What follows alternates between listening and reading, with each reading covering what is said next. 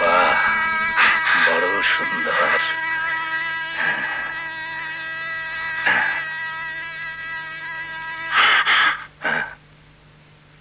এই কি হলো? বন্ধকের দলিলটা দেব, দিয়ে দেব। কথা ছিল বিয়ের রাতেই। হ্যাঁ, কিন্তু স্বামীর অধিকার প্রতিষ্ঠিত না হওয়া পর্যন্ত বিয়ে তো পাকা হয় না গো।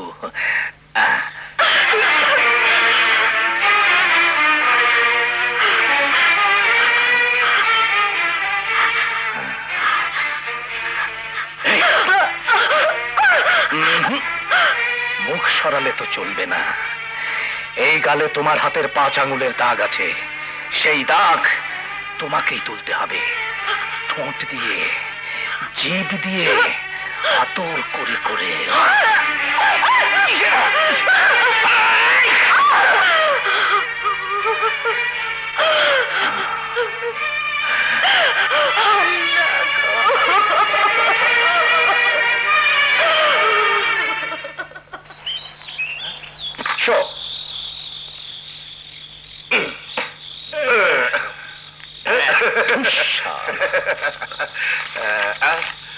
দলিল তাহলে এটাও গেল। এর পরের বাজি কি দিয়ে খেলবে? আরে, ও তো দরকার হলে বউকেও বাজিতে ধরতে পারে। দারুণ বলেছ দোস্ত। শুধু কি আর বউ, সুন্দরী বউ, যাকে বলে 1 নম্বরের সুন্দরী। মানে তুমি কি সত্যি সত্যি? দোষ কি? ও তো এমন চেক যা বারবার ভাঙানো যায়। যতদিন যৌবন আছে ওই চেক ভাঙিয়ে আমার চলে যাবে। ঠিক আছে, তাহলে খেলে যাও, শুধু হিসেবটা ঠিক রেখো। তুমি জিতলে তো টাকাই পাবে, আর আমরা জিতলে কার কতটা পাওনা হচ্ছে এসব বলছো কি তোমরা? তোমাদের খেলার সাথে ওর বউর কি সম্পর্ক? আরে স্বামী স্ত্রীর সম্পর্ক। আরে স্বামীর দেনা তো বউকেই শোধ করতে হবে নাকি? কিন্তু তোমার বউ যদি রাজি না হয়? আলবাত হবে। ওর মরা বাপ শুদ্ধ রাজি হবে। ও দায়িত্ব আমার। বাতো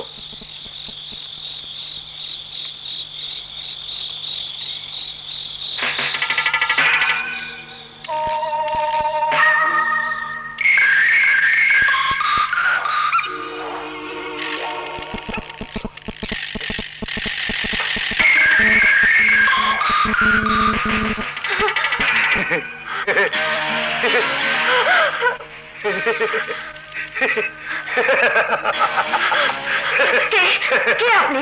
এখানে কেন এসেছেন? এত রাতে একজন মেয়ে মানুষের ঘরে একজন পুরুষ কেন আছে তা বুঝো না? বেরিয়ে যান, বেরিয়ে যান বলছি। বাজি জিতে পাওনা বুঝে নিতে এলাম কি এমনি এমনি বেরিয়ে যাবার জন্য? খবরদার, আর দেবেন না। আমি চিৎকার করবো, ডাকবো। কোনো লাভ নেই। বাইরে থেকে শিকল তুললে তোমার স্বামী পাড়া দিতে। এসো। দরজা খোলো, দরজা খোলো। দোহাই তোমার, আমি তোমার স্ত্রী। দরজা খোলো, আমার এত বড় সর্বনাশ করো না।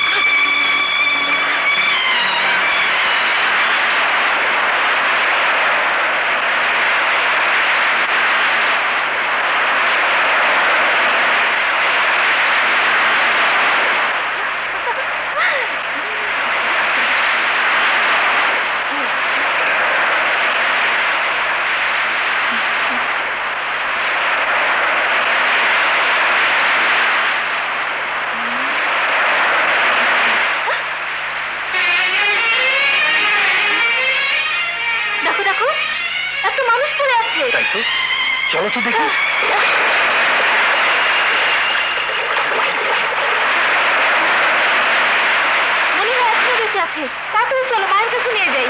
চলো। না না, আমি বাঁচতে চাই না, আমি মরতে চাই, মরতে চাই।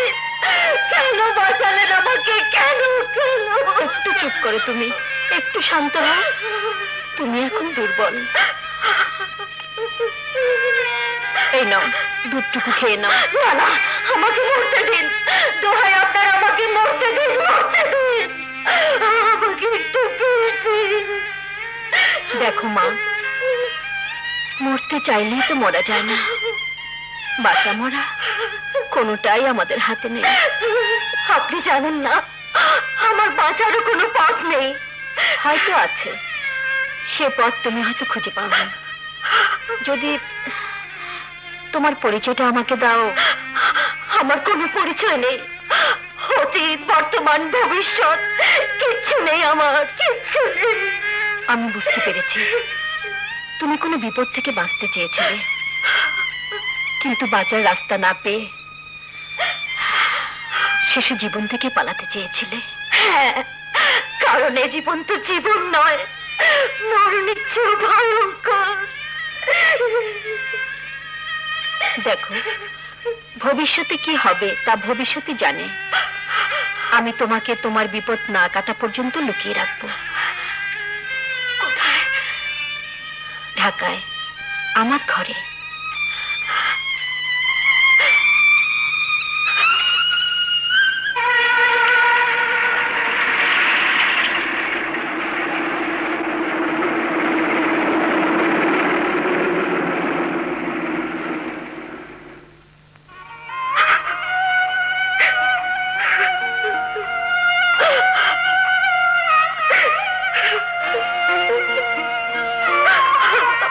শান্ত হও মা, শান্ত হও। তোমার সব কথা শুনে তোমাকে যে সান্ত্বনা দেব, সে ভাষাও আমি খুঁজে পাচ্ছি না। এখানে যদি তুমি থাকতে চাও, আমি কথা দিচ্ছি কেউ জানবে না। তারপর তোমার সে রাশিদ যখন বিলেত থেকে ফিরে আসবে, না না, তার সামনে আমি কোন মুখ নিয়ে দাঁড়াবো? তার ভালোবাসার কোনো মর্যাদায় যে আমি রাখতে পারিনি। হ্যাঁ, মেয়ে মানুষের এই তো জ্বালা। নিরুপায় হয়ে, বাধ্য হয়ে, কোনো পথ না পেয়ে একবার যদি কিছু ঘটে যায়, তার আর সংশোধন নেই। এই আমার কথায় ধারণা, নিজের ইচ্ছে নয়, চুরি করে নিয়ে গিয়েছিল আমাকে কিশোরী বয়সে। ব্যাস, ঘরে ফেরার সব পথ বন্ধ হয়ে গেল। তারপর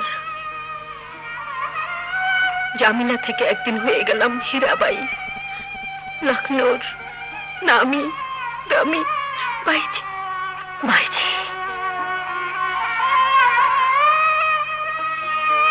এখন তো নাচতে পারি না, গলাও অনেক নষ্ট হয়ে গেছে, তবুও গাই। আর এই মেয়ে দুটো নাচে। চাঁদ গায়ে এমনি একটা মুদ্রাতে গিয়েছিলাম, এখনো এই পেশায় কদর আছে। কিন্তু নাচ আর গানের সাথে চোখ ঝলসানো রূপেরও দরকার। এই যেমন তুমি। যে না না, তোমাকে এই পেশায় আমি আসতে বলবো না, তবে অন্য কোনো পথ যদি খোলা না থাকে, নিজে থেকে তুমি যদি আসতে চাও, আমি ভেবে দেখো। বাইরে কোনো কাজের জন্য ঘোরাঘুরি করলে অনেক লোকের চোখে পড়বে। হয়তো তোমার স্বামী বা তার কোনো বন্ধু দেখে ফেলতে পারে, আবার তোমাকে ধরে নিয়ে যেতে পারে। এখানে যতদিন থাকবে ততদিন কেউ তোমাকে দেখতে পাবে না।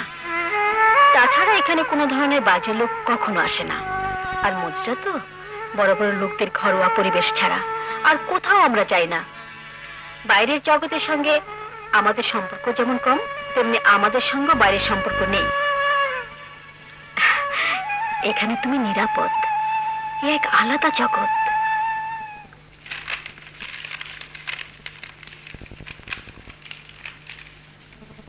বাবা রাশেদ, আমি জানি গত 4 মাস ধরে কোনো চিঠি না পেয়ে কতটা উৎকণ্ঠায় আছো। কি লিখবে বুঝতে না পারায় এতদিন চিঠি দেইনি, কিন্তু তোমার শেষ চিঠিটা পড়ে আর না লিখে পারলাম না। এ সংবাদ তোমাকে কোনোদিন জানাতে না হলে খুশি হতাম, বাধ্য হয়ে আজ জানাচ্ছি, রুহির বিয়ে হয়ে গেছে।